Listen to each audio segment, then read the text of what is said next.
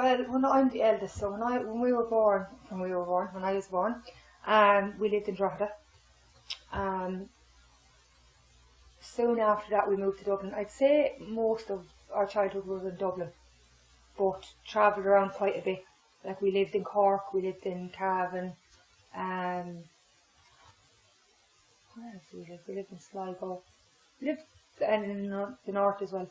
And did you live, would you have lived in houses or would you lived in... No, caravans all my life up until I was 16.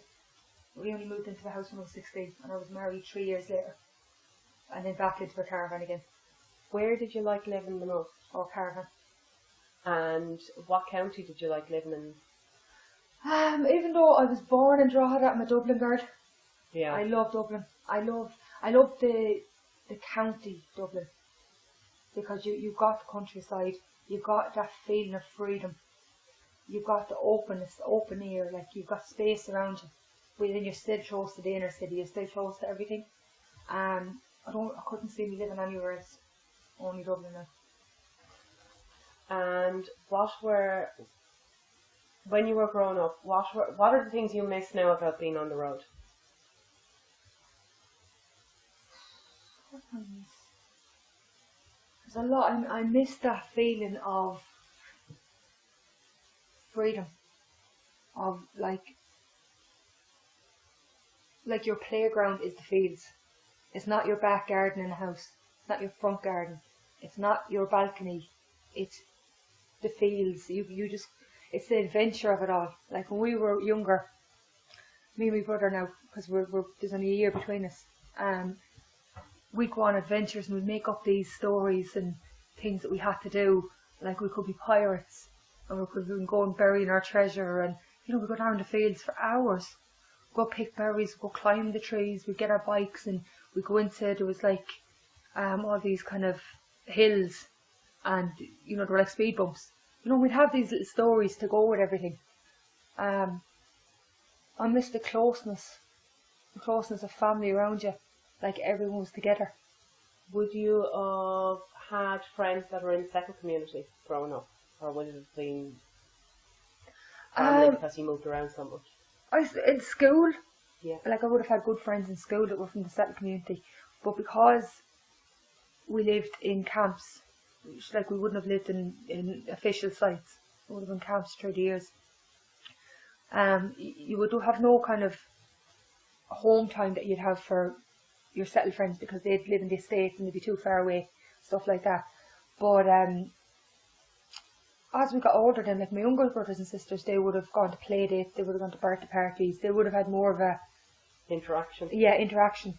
But I think that's because it was so new for us, like me and my brother, because we are the eldest, like, so it was so new for my mother and father that, they didn't know what the right thing to do was, and then we had a lot of settled people that would be grand with travellers, like my father and mother, they had great friends from the settled community that used to be always in and out of them. My father used to sell cars and car parts, and he would have dozens and dozens of friends, like even up to this day now. You're talking about 25, 30 years ago, and they're still friends.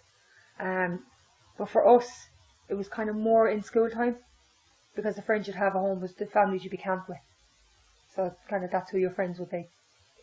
You were the eldest, weren't you? Yeah. And what, for you, being the eldest, what kind of responsibilities did you have being the eldest daughter and the eldest child when it came to your brothers and sisters? I was like a second mother, because from a very, very young age, like I can remember at 5 making bottles and changing nappies.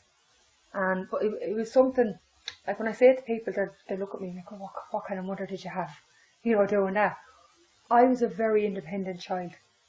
I was somebody who wanted to learn. Like, the babies were my dolls, they were the right living dolls. And I had this need to learn. Just wanted to learn what my mother was doing. Because she was, I would look up to her. She was my role model, and she was, to me, the best person in the world, so I wanted to be her.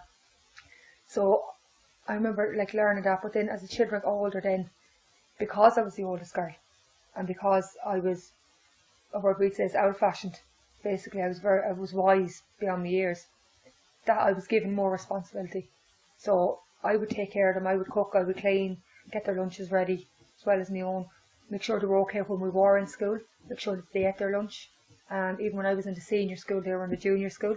On my big break, I'd go into the junior school to make sure all of them had eaten and, you know, they were grand or stuff like that.